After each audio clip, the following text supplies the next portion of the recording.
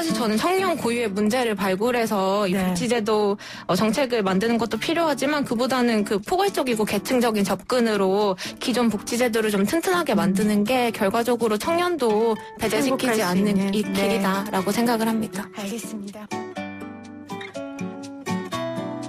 서울시 코비드19 심리지원단과 YTN라디오가 코로나19로 경제적 고통을 겪는 분들과 함께합니다. 마음 처방전인데요.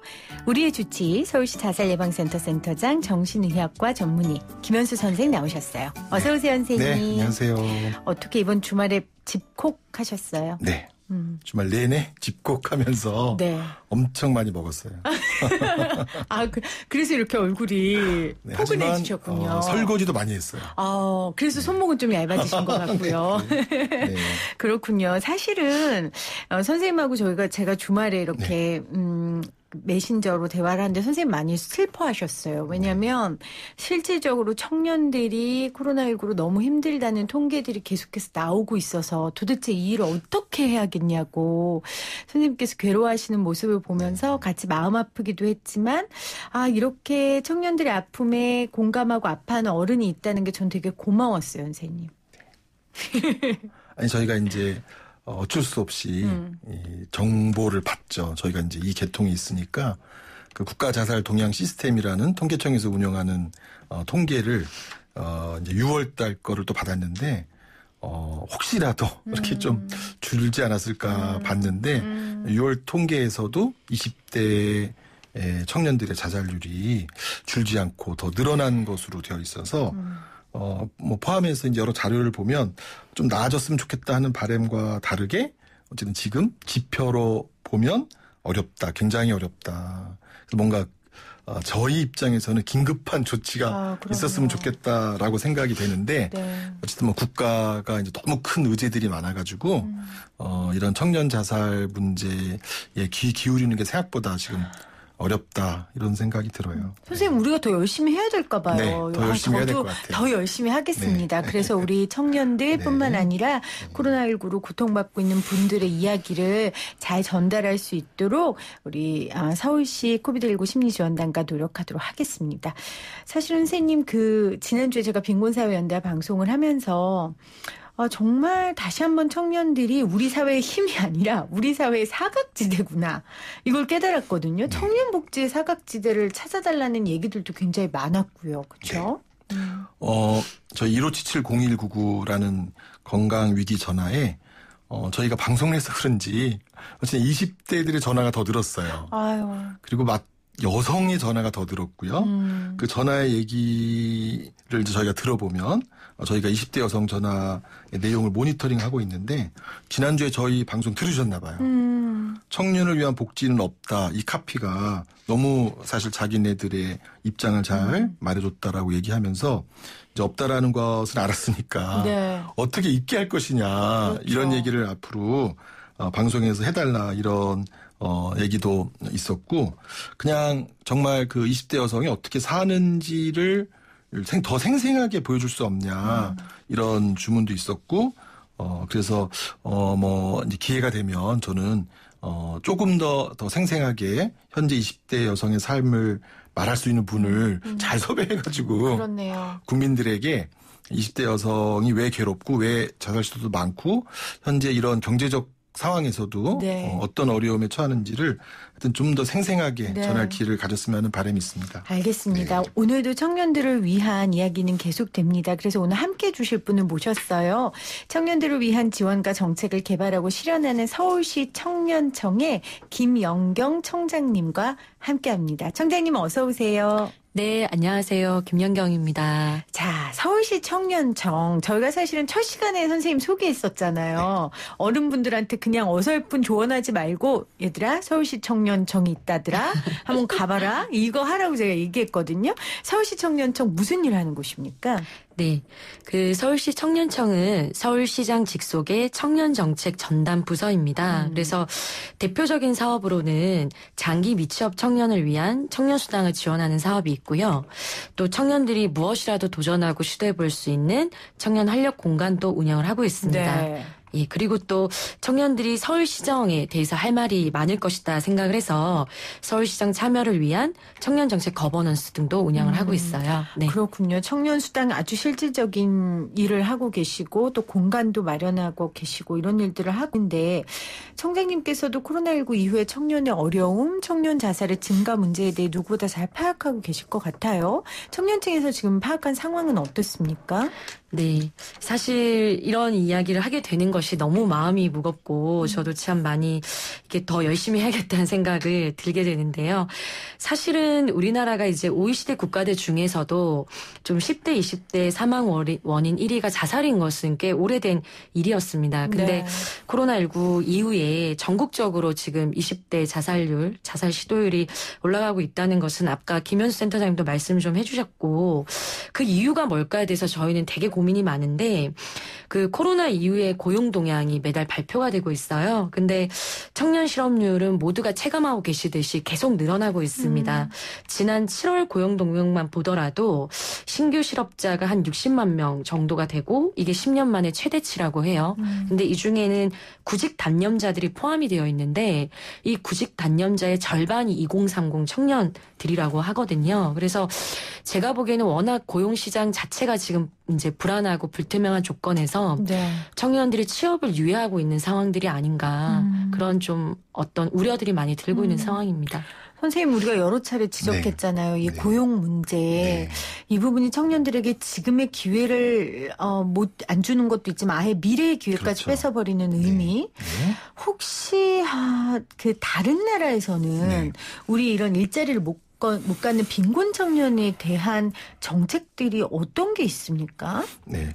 안 그래도 그 초창기부터 저희가 찾아봤는데 특히 사회적 거리 두기와 어떤 청년의 삶, 캐나다의 경우는 그 사스를 통해서 이 사회적 거리 두기 하면서 이런 그 사회적 거리 두기를 실현했을 때 정책적으로 어떤 연령층이 가장 타격을 받는가 할 때 20대가 가장 큰 타격을 받는다라고 하는 정보를 갖고 있고 그래서 캐나다 정부뿐만이 아니라 많은 정부가 이 사스에서의 사회적 거리 두기를 하면서 고용 문제가 있을 때 청년을 해고시키지 말아라.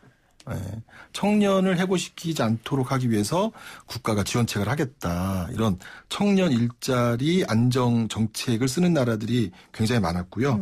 캐나다의 경우는 그때 사스의 경험으로 인해서 재정 지원도 같이 일자리뿐만이 아니라 재정 지원도 같이 금융 지원을 같이 하는 그런 정책이 있었고 또 영국, 스코틀랜드, 아일랜드의 그 영연방과 그 인근한 그 나라들은 청년센터를 이 시기에 집중적으로 운영하더라고요. 청년센터를 집중적으로 운영해서 심리 지원뿐만이 아니라 이제 빈곤과 관련된 그런 지원을 적극적으로 받을 수 있도록 청년들이 이제 집에서 나와서 독립적으로 지내기는 하는데 경제적으로는 가장 이제 취약할 수 있고 고용에서 취약할 수 있다라고 하는 거를 사회가 알아서 이 고용 문제와 주거 문제를 선제적으로 기업가들한테 안내하고 또 여러 공공기관들에게도 취업의 기회를 만들 수 있도록 하는 그런 정책을 써서 어쨌든 청년을 보호하는 정책을 쓰는 사례들이 굉장히 많이 있었어요. 그렇군요. 그 청년수당 청장님께서 말씀하셨는데 이런 게 굉장히 직접적인 금융 지원이 되지 않을까 싶고요. 청년수당 처음 이야기 나왔을 때 이 찬반 논쟁 엄청 나서 저도 인터뷰했던 기억이 나요. 근데 이 청년수당이 실질적으로 청년들에게 도움이 되는 걸 좀 보셨어요?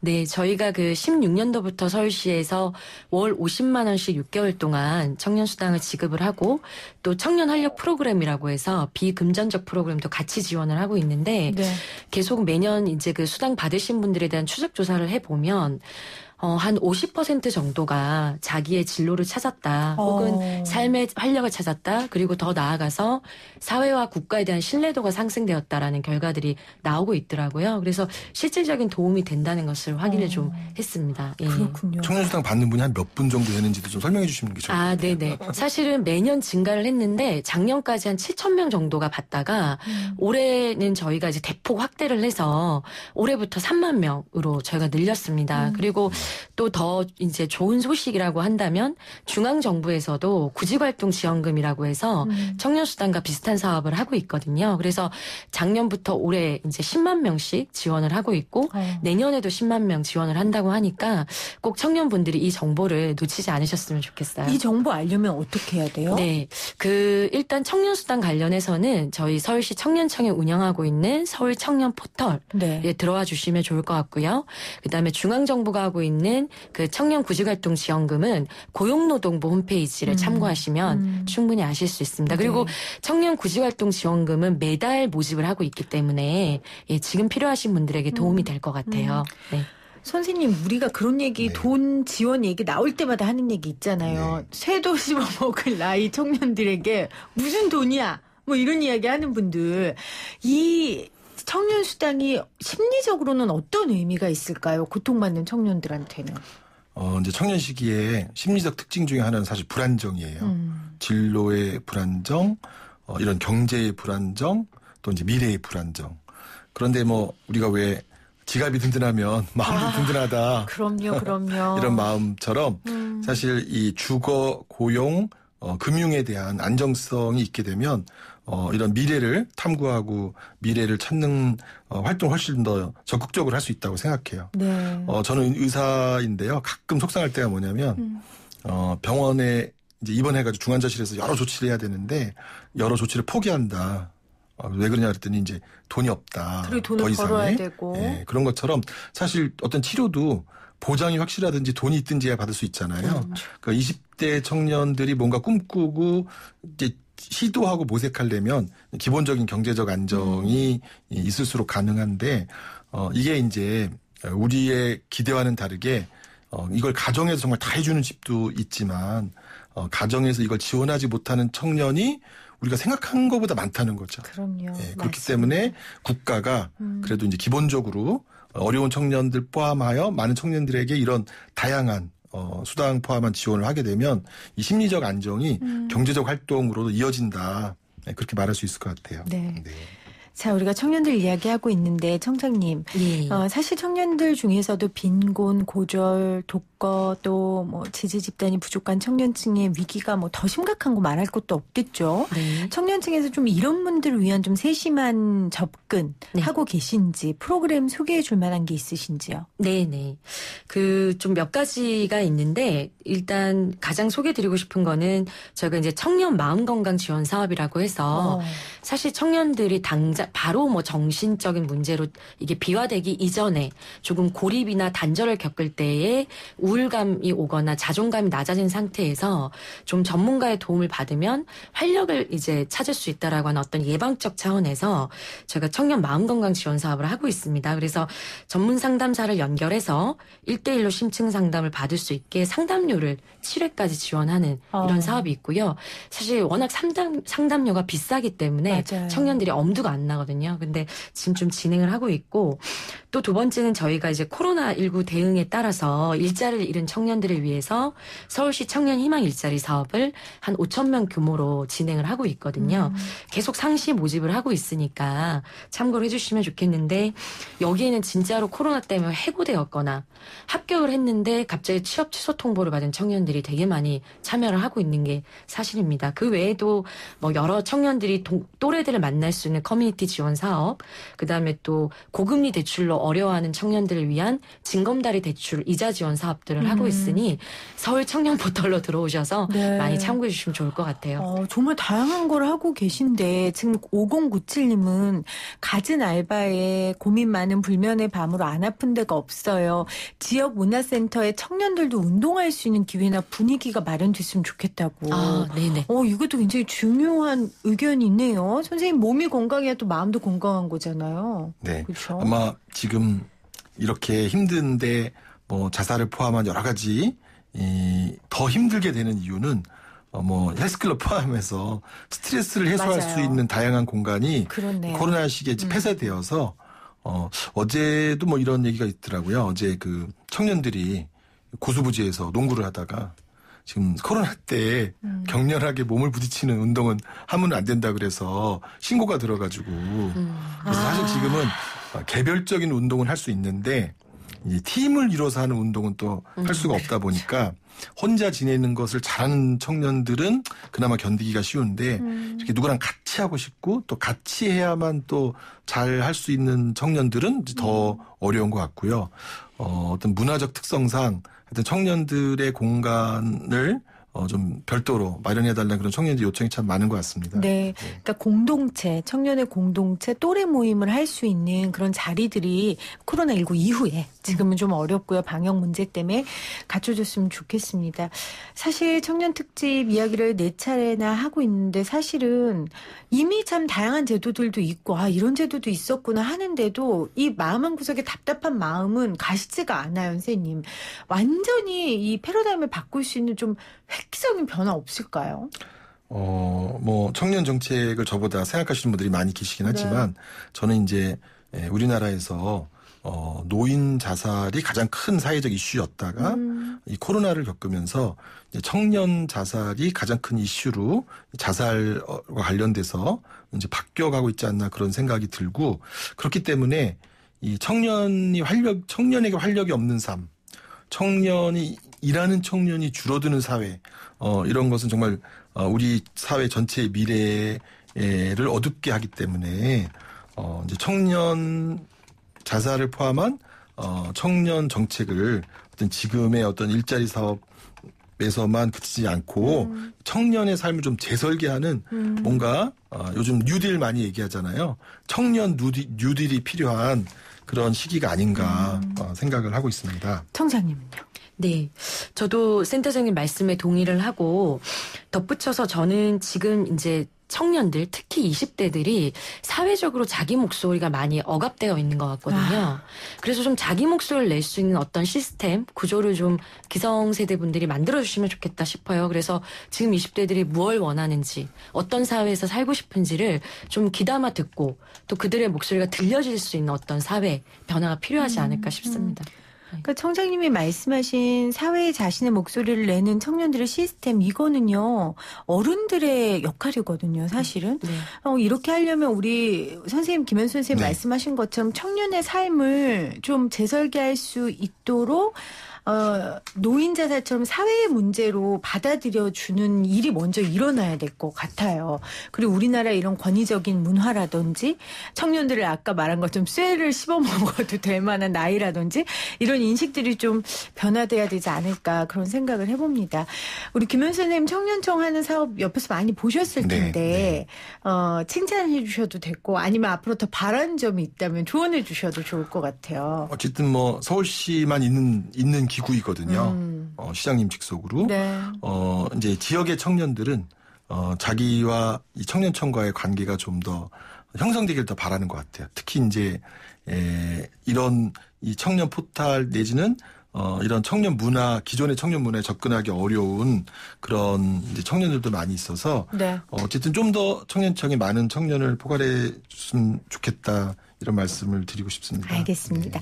6221님은 애매한 전공으로 회사에 적응 못했던 친구들과 작은 스타트업 준비하는데요. 청년청 입주단체가 돼서 다양한 환경과 활동 도움 받으려고 하는데 어떻게 준비해야 할까요 하셨어요.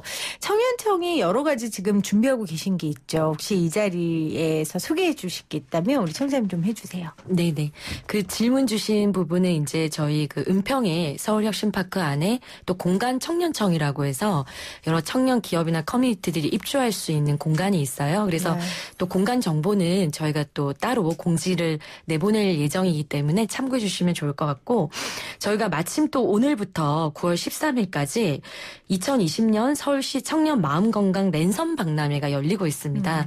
여기에는 이제 청년들이 지금 좀 우울한 상황인데 이 코로나 블루를 같이 날려버리는 차원에서 뭐 체험관이나 상영관 등을 통해서 좀 온라인으로도 함께 마음을 나누려고 하는 다양한 이제 프로그램들이 준비되어 있거든요. 그래서 여기에도 한번 참여해 주신다면 조금 활력을 같이 찾아갈 수 있지 않을까 싶습니다. 2020년 청년 마음건강 랜선 박람회 지금 진행 중에 있다고 합니다. 그러면 뭐 네이버 같은 데다 뭐라고 치면 돼요? 네이버에 치셔도 좋고 아니면 아까 계속 말씀드렸던 서울 청년 포털로 들어오시면 메인 화면에 띄워져 있거든요. 알겠습니다. 여러분 많이 참석해 주시고요. 특히 20대 여성분들을 위한 행사 김현수 선생님도 준비하고 계신 거 있는데 그것도 좀 홍보해 주세요. 저희가 지금 준비 중인데요. 9월 17일 할 예정이었는데 2.5단계 방역 때문에 장소가 취소돼서 다시 좀 홍보를 해야 될 것 같고 지난주에 제가 병원에서 진료하는데 20대 청년이 구직 중에 있는데 다녀갔어요. 제가 이런 거 한다고 해서 이제 이것도 듣고 있다는데 방송이 너무 정말 도움되는 얘기를 안 한다. 그래서 어떤 얘기를 해야 되냐 그랬더니 너무 이렇게 희망을 가져라 이런 거는 별로고 버티기만 해도 잘하고 있다. 쥐구멍에도 볕들 본인은 그런 말이 더 위로가 된대. 쥐구멍에도 볕들달 있다. 하늘이 무너져도 솟아날 구멍이 있다. 이런 게 더 현실적인 얘기인데 자꾸 이제 희망을 잃지 말아라. 희망 잃지 말아라. 원래 희망은 없었다. 이렇게 얘기를 해서 버티고 있는 청년들 또 응원하자. 그럼요. 그럼요. 너무 잔소리만 지금 듣고 있어서. 알겠습니다. 제가 다시 심기 일전하여 네, 여러분들 버티고 있는 게 이기는 겁니다. 네, 다시 한번 응원의 목소리를 전하고요. 여러분들 마음을 잘 읽을 수 있는 어른이 되도록 노력하겠습니다. 오늘 서울시 청년청의 우리 김연경 청장님, 김현수 센터장과 함께했습니다. 고맙습니다. 네, 고맙습니다. 감사합니다. 네, 오늘 정답 공모주 청약 많이 보내주셨어요. 9832님 처음으로 퀴즈 정답 보냅니다 하셨고요. 2289님, 3387님 다 새싹이세요. 함께해 주신 여러분 고맙습니다. 저는 내일 3시 10분에 다시 올게요.